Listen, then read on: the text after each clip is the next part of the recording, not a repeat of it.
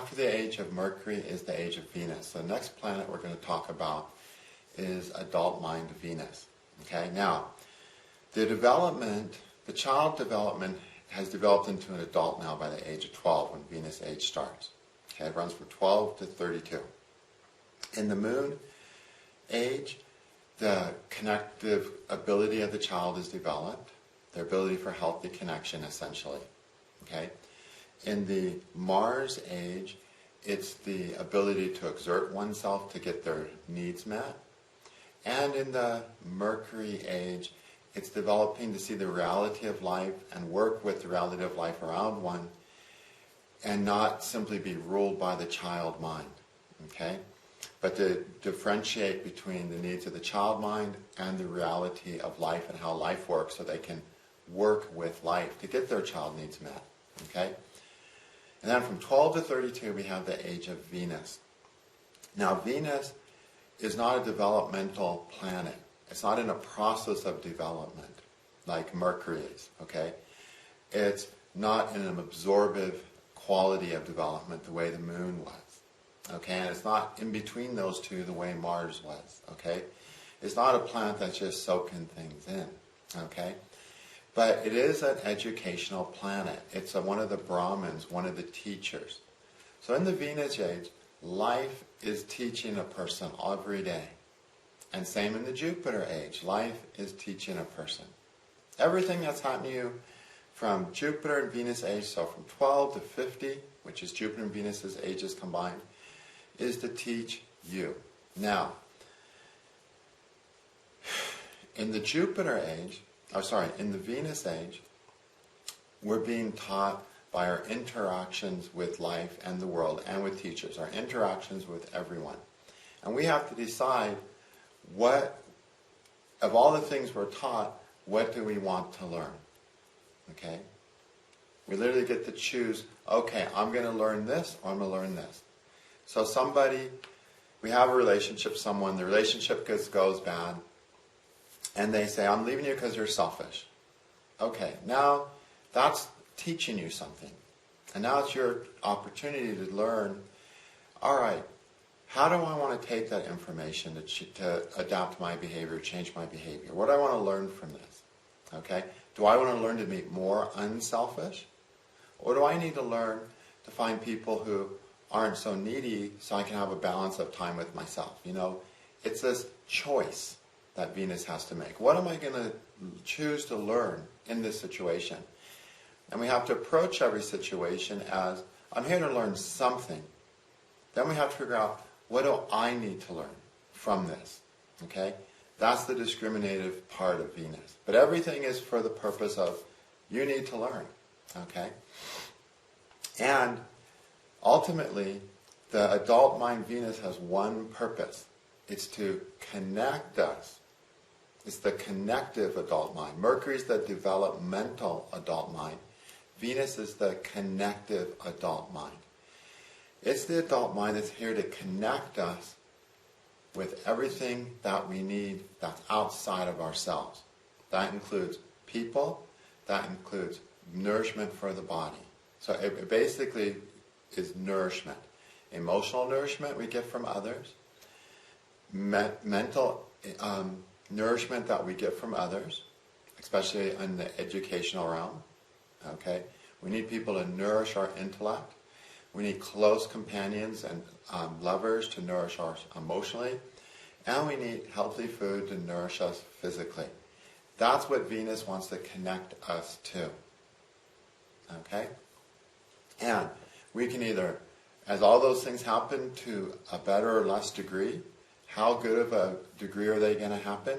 Depends on the development up to the age of 12. It depends how Moon, Mars, and Mercury have developed us. Now, based on that development, Venus has to figure out how to connect to nourishment on a mental, emotional, and physical level. And it's going to have to learn how to do that. And every event is there to teach a person, okay, how can you learn to have more mental, emotional, and physical nourishment? So how can you feel better mentally, emotionally, and physically? That's the goal of Venus, to make us feel more okay. And as life unfolds and events happen, those are our learning opportunities. The better the Venus, the more we seize those learning opportunities. The worse the Venus, the more we don't recognize it as a learning opportunity, and we continue to have to relearn that. Okay? And you can tell what you're doing if you look at your patterns during this life. Is there a same pattern going on in every, is the same pattern consistent with work, with love, with food, with health? Are you following the same patterns? Or do you follow a road, crash and burn, and then the next time you're on a road, it's a little different. There's something different that you've changed. That shows that you're learning. And again, that requires a good Mercury, helps that too. Mercury is a friend of Venus, right? Mercury supports Venus and always get onto a better road by saying, let's try something different that's going to work better based on our experiences. Okay? And so, but the whole purpose of Venus is to connect us to what we need, that's on the outside, that we can't give ourselves, okay? And to learn how to have greater connection. Life is teaching us how to have greater connection, okay? So, if you're going to school and you're 14 years old and you're a loner and no one wants to talk to you, okay, that's life teaching you. You have to do something else than what you're doing in order to have greater connection. What is it you have to do? Okay? It's often the painful learning process in the Venus, okay? In the age of Venus. But that's what every opportunity is for. If we look at that, we say, oh, this is just an opportunity for me to learn how to be more connected emotionally, mentally, and physically, meaning to nourishing things, connected to nourishing things. And that's essentially what we're doing, okay? And we want to become one with that thing in a sense. So like with food, we eat the food and we become one with the food. Literally, we absorb the food, the food develops and builds our bodies. We're growing bigger during this age, we're growing stronger during this age. Because of the food we eat, because of the nourishment of the food, we're becoming one with that food. And we can become one with that food in a healthy or an unhealthy way, right? Depending on the food we eat, right? If we're living on candy bars, we're going to become one with that food in a very sick way, and maybe by the time we're 16 we're diabetic or something. But if we eat healthy food, we become one with the food in a physically wonderful way, okay? So the same happens with other stuff. We want to become one on an emotional level. We find someone, we want to be one with them. Okay, that can happen in a healthy, codependent way. In an unhealthy, codependent way. Okay, that's based on neediness and longings and expectations that are not realistic. Or we can try to be, and then you are one with that person, you're a mess of a one. Or you can be one with the person in a healthy way based on two people who know themselves deciding to move through life together as equal people that have differences and who can negotiate through the differences to make things rewarding, okay? And accept the differences that need to be accepted to make their union rewarding. So, and intellectually, we want to become one. We want to be absorbed in some field of knowledge. So that when people say, what are you? You say, oh, I'm an astrologer, which means I'm absorbed in the field of knowledge, in the field of astrology. What are you, a doctor? Oh, I'm absorbed in the field of healing, okay? Because, if you're a carpenter, you're working 8 hours a day, 5 days a week. You're doing more carpentry more than anything else. So intellectually, you're going to be absorbed in carpentry, obviously. So whatever you're doing, you're going to be absorbed. You're going to become one with that. You say, oh, he's the carpenter. That's Jack Carpenter. Yeah, he's a carpenter. That's why we call him Carpenter, right? So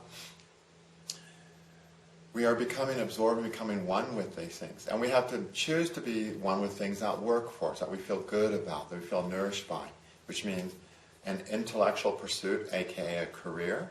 Even if it's like delivering newspapers. And you're delivering newspapers, 8 hours a day, that's still an intellectual pursuit. Because as you're delivering newspapers, you're trying to figure out the most efficient way to deliver those newspapers as quickly as possible to the best possible location where they won't get wet, where they won't get stolen, where they won't where the customer will be happy and tip you more at the end of the month. Okay? So, you're thinking along those lines as you're doing it. Okay? Or maybe you have a really routine job that takes no more thought, then you're listening to audiobooks or listening to self-help courses. You're intellectually wrapped up in something. And you want to make sure that that is something that makes you feel good, that helps you somehow, that's productive somehow, helps you move forward, obviously. Okay? Or again, you can do everything in a unhealthy way, obviously. Okay? So in Venus age, we're learning to connect healthily on a mental, emotional, and physical level to the external things that we need in the world. It's really that simple. Okay? Depending on the degree of how healthy Venus is in the chart determines how healthy we're doing this. Any afflictions to Venus means we have to heal Venus, we have to work on Venus, improve its Logitari Basha, so we can connect to what we need to be nourished by mentally, emotionally, and physically in a healthier way, which means a more fulfilling way that makes us feel like more vibrant, happy beings, basically. Okay? Now, Venus is what we value that we have. So everything you have that you assign any value to is Venus. Okay? That's Taurus. Okay? And and it's also what we value that we don't have. All the things that are valuable out there that I want that I don't have, that's also Venus. That's Libra. Okay? If we don't have it, we need Mercury to go find it for us by examining, looking at things, looking at the pros and cons of things, trying things, testing things, and finding the right thing that we don't have that's right for us so that we can have it in a healthy way. And so it needs its friend Mercury to help find what it needs. Okay? So the better Mercury in your chart, the more Mercury influences Venus in your chart, the better Venus is going to be able to go find the right thing that he needs. Okay? Now, if it's something we have, Venus needs Saturn to help let it go. Okay? To trade it for that thing we don't have. Okay? And that's why Saturn's also a friend of Venus, because Venus doesn't just rule what you want to get from the outside, it rules what you have in the world. And you're going to have to trade something in order to get that other thing. Okay? Say you have a lot of time to play video games and you're 19 years old, and you get a lot of excitement and thrill and intellectual stimulation, and you feel like you're progressing in abilities with your little thumbs and your fingers and your strategic mind, and you're playing video games. Okay? But then you realize you want a relationship, and now you're going to have Mercury find the right person to have a relationship with, and now you're going to trade having a relationship with that person, and what you're going to trade for it is some time playing video games. Okay? Saturn aspecting Venus, or delighting Venus as a friend, Saturn helps a person realize that, I gotta take this thing and let this thing behind. There's always a trade, is the point I'm making. So Saturn as a friend of Venus helps Venus recognize that if I want something that's more important for me to have, because it's going to give me greater connection, I have to trade something that gives me less connection. Okay? And then it trades it in happily. That's how Saturn helps Venus, okay? So that's why Venus has these two friends. One to help Venus find the right thing. The other thing to help Venus pay for the right thing. You're going to have to pay for it in your time, with your money, with your energy, with your focus, with your attention. You have to pay for it if you want to have it, okay? It's like if somebody gets a puppy because they want to connect to a life form, they have to pay the price of the time it takes to take care of that puppy. And that means not spending time doing other things. I've seen a lot of people with bad Venuses get puppies, and when they realize everything they have to do, and they realize all the things they can't do now because they have the puppy, they don't want the puppy anymore, and they give it away after a month or so, okay? Because they're not willing to trade that in, okay? Now maybe it wasn't the right trade for them, and they figured it out by trying to have a puppy, but maybe they just didn't recognize that everything in life is a trade. Okay, good Venus recognizes that we have to trade this for that, and with Mercury trying things and testing things, Venus is able to evaluate, is this a worthwhile trade for me? Is it worth me paying this? Whatever it is you have to pay and give up in order to have that.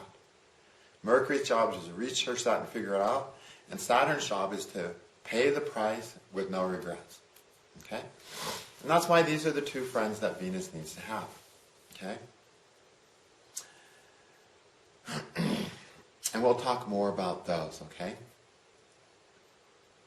Alright, so Venus delighted by Mercury. That happens when Venus is in the signs of Mercury in 2 out of 12 charts. Even if Venus is debilitated in Virgo, he's still a happy, delighted Venus. Okay?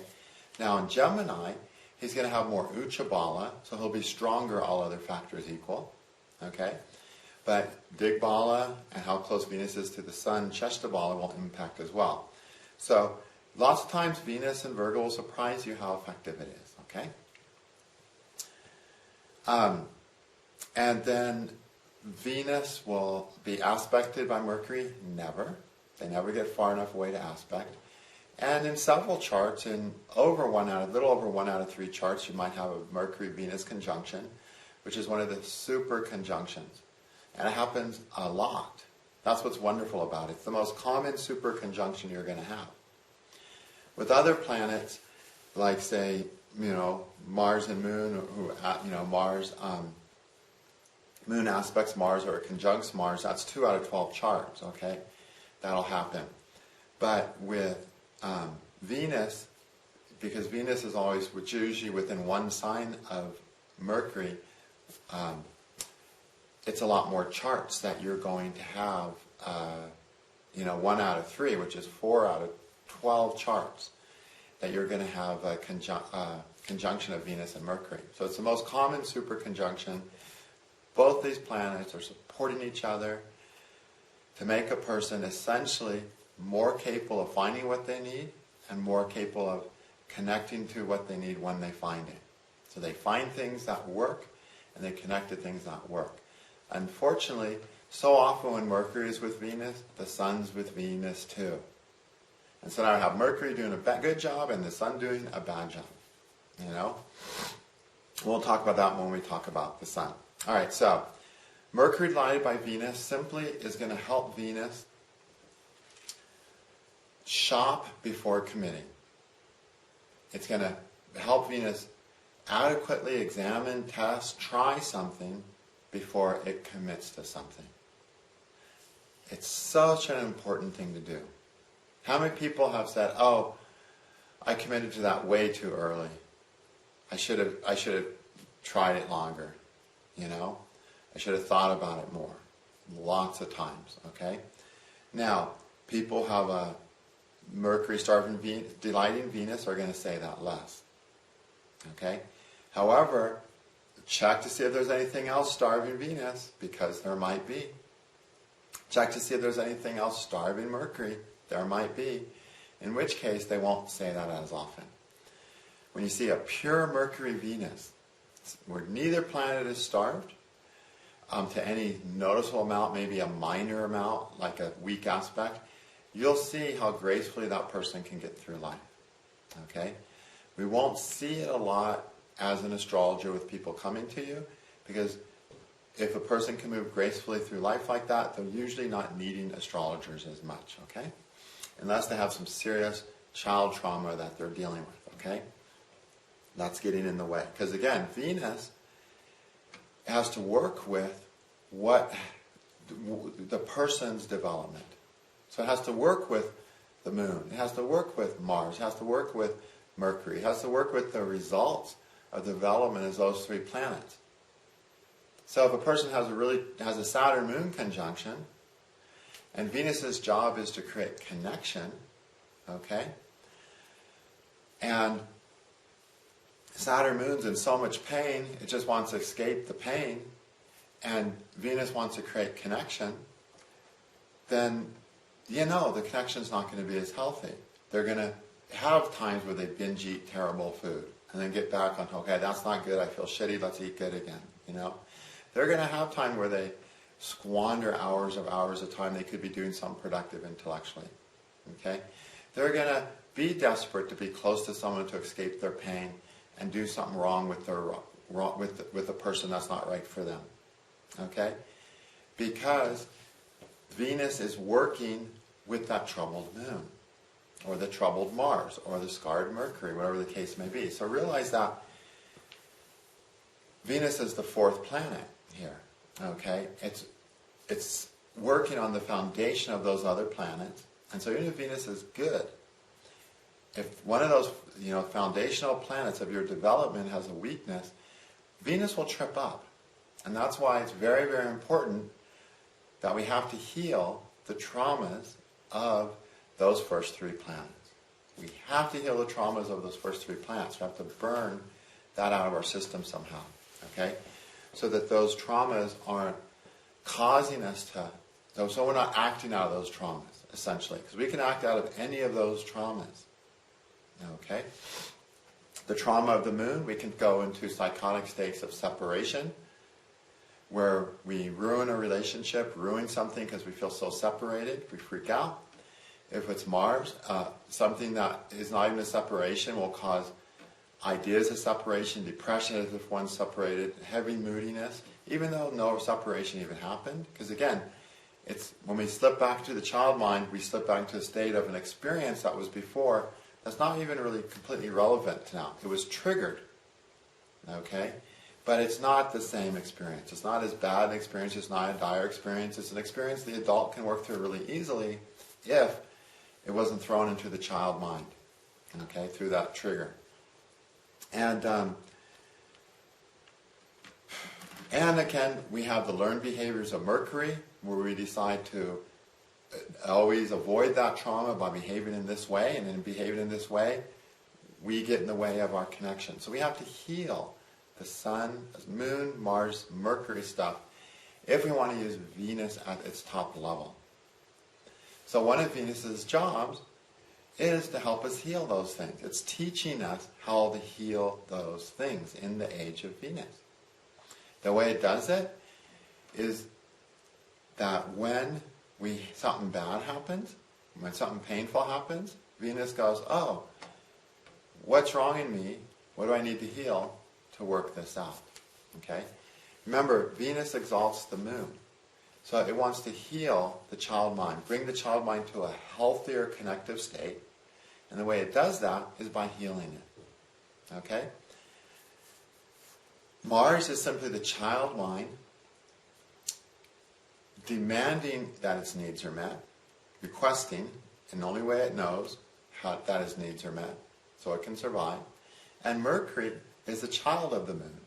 It's the child mind developing an awareness of life outside its needs, its immediate needs. Okay? But all three of those planets have some relationship to the child mind.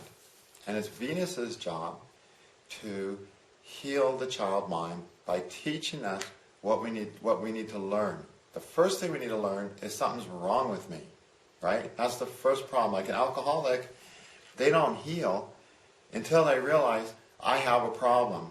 As long as they say, oh, nothing's wrong with me, I'm an alcoholic, they're not going to get better. When they realize, holy shit, there was something really wrong with me, now they heal. So, yes, events in life come during the Venus age to show you where your moon, where your Mars, where your Mercury is broken. Why? To punish you? No. So now you know something's broken and hurt and traumatized inside of you. And now it's Venus' job to get the counselor, who is Venus, to help you heal that, to find the path to your healing. People with good Venuses find paths to healing in the age of 12 to 32. Because when something goes wrong, they go, wait a minute, something's wrong, I have to heal this. And they start looking for healing ways, you know?